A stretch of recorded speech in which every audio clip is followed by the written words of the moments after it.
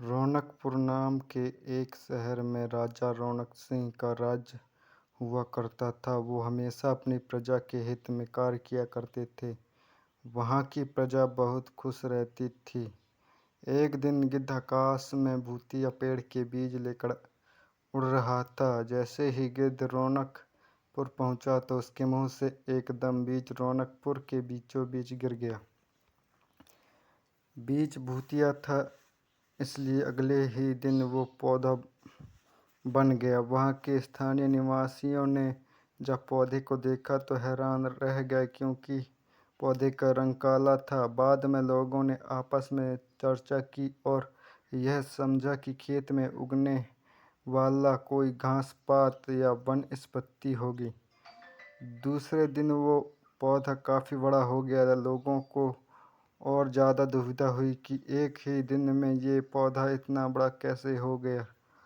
होते होते वो पौधा तीसरे दिन पेड़ बन गया। समय बीता और लोग भी तेज़ी से बढ़ने लगे। बढ़ने वाले पौधे के बारे में सोच सोचकर परेशान हो रहे थे। वो इस मामले को राजा के पास लेकर गए। ऐसे जादुई पौधे का पता चलते ही राजा तुरंत उस जगह पर पहुंच गए। राजा को जैसे ही पता चला कि एक काले रंग का पेड़ 3 दिन में पेड़ बन गया है, एक काले रंग का पौधा 3 दिन में पेड़ बन गया है, तो वो भी उस पेड़ को हैरानी से देखने लगे।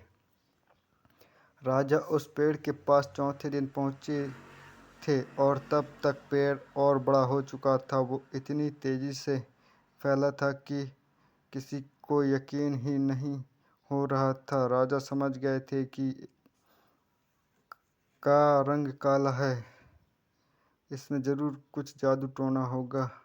इसी सोच के साथ राजा ने घोषणा कर दी कि जो भी इस पेड़ को ख़त्म करेगा उसे वो इनाम के तौर पर 1000 सोने के सिक्के देंगे। यही नहीं, राजा ने यहाँ तक कहा कि पेड़ को ख़त्म करने वाला व्यक्ति मेरी मृत्यु के बाद मेरी राजगद्दी पाने का हकदार भी बनेगा।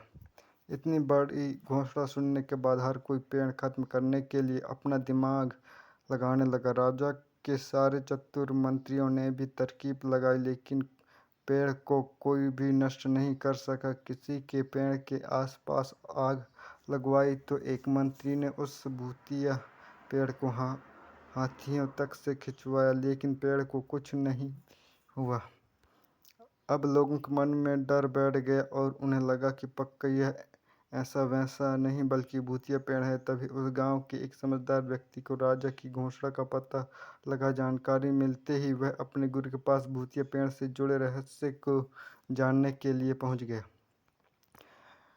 गुरुजी ने अपनी ध्यान की शक्ति को एकत्र करके देखा और उससे पूछा, क्या तुम पेड़ को ख़त्म करना चाहते हो? समझदार व्यक्ति ने जवाब दिया, हाँ गुरुजी, सब उससे परेशान हैं। गुरुजी ने बताया कि उसे ख़त्म करने का एक ही तरीका है। इसके लिए तुम्हें उस पेड़ के आसपास नमक डालना होगा। इस तरकीब के बारे में जानते ही वो व्यक्ति तेजी से राजा के पास गया और कहा कि इस पेड़ के आसपास आपको नमक डलवाना होगा। ऐसा करने पर ही यह पेड़ खत्म होगा। राजा ने अपने सैनिकों को ठीक ऐसा ही करने को कहा। सैनिकों ने मिलकर पेड़ के चारों ओर खूब सारा नमक डाल दिया। नमक डालने के एक दिन बाद ही पेड़ का आकार कुछ कम हुआ। होते होते 5वें दिन तक पेड़ एकदम छोटा हो गया। इसके बाद गल कर वो गायब हो ही गया। उस व्यक्ति की तरकीब काम कर गई और राजा ने खुश होकर उसे इनाम की 1000 सोने की मोहरें पहले दी। उसके बाद एक पत्र दिए जिसमें लिखा था कि वो राजा के मरने के बाद उसकी गद्दी को संभालेगा। वो समझदार व्यक्ति खुश होकर अपने घर चला गया।